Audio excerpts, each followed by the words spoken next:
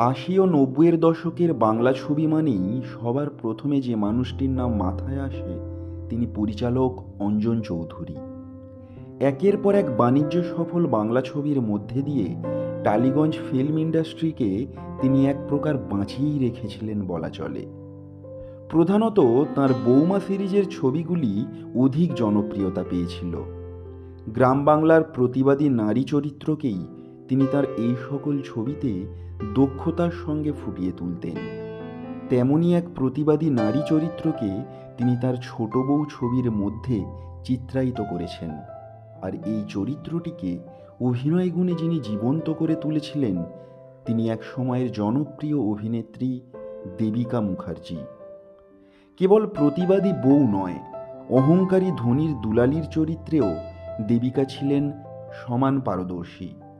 অথচ একটা সময় ধীরে ধীরে তিনি অভিনয় জগৎ থেকে হারিয়ে যান। বর্তমানে কোথায় আছেন তিনি জানাবো এই ভিডিওতে।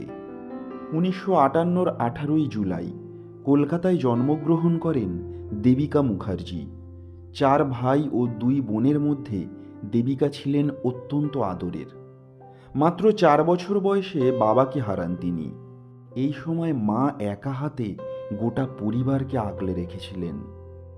9 বছর বয়সে ফরিয়াদ ছবির মধ্যে দিয়ে প্রথম অভিনয় হাতেখড়ি হয় তাঁর। এরপর 1974-এ মুক্তিপ্রাপ্ত তরুণ মজুমদারের ঠগিনী ছবিতে একটি ছোট্ট চরিত্রে অভিনয়ের সুযোগ পান।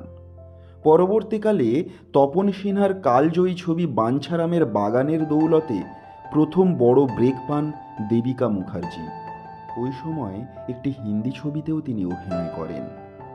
এরপর 1988-তে পরিচালক অঞ্জন চৌধুরী তাঁর বিখ্যাত ছবি ছোট বউয়ের জন্য পছন্দ করেন দেবিকা মুখার্জিকে। ছোট বউ ছবিটির হাত ধরে বিপুল জনপ্রিয়তা পান তিনি। এই ছবিতে অভিনয়ের পর দেবিকা বাংলা ছবির ছোট বউ নামেই গ্রাম বাংলার ঘরে ঘরে জনপ্রিয়তা পান। যদিও এরপর আর তেমনভাবে অভিনয় করতে দেখা যায়নি তাকে। ইন্ডাস্ট্রির গড্ডালিকা প্রবাহের চোরা স্রোতে তিনি ধীরে ধীরে হারিয়ে যান। পরবর্তী সময়ে বিয়ে করে বিদেশে পাড়ি দিয়েছিলেন তিনি। কয়েক বছর পর কলকাতায় ফিরলেও আর ঘুরে দাঁড়াতে পারেননি। সম্প্রতি একটি সাক্ষাৎকারে নিজের ব্যক্তিগত জীবন ও প্রেম নিয়ে দ্বিধাহীনভাবে তিনি জানান, প্রেম না করে কেউ শিল্পী হতে পারে না। বর্তমান ইন্ডাস্ট্রির পরিস্থিতি নিয়েও খুব একটা খুশি নন তিনি। বর্তমানে অভিনয় ছেড়ে পরিবার নিয়েই দিন কাটাচ্ছেন বাংলা ছবির ছোট বউ দেবিকা মুখার্জি। ধন্যবাদ।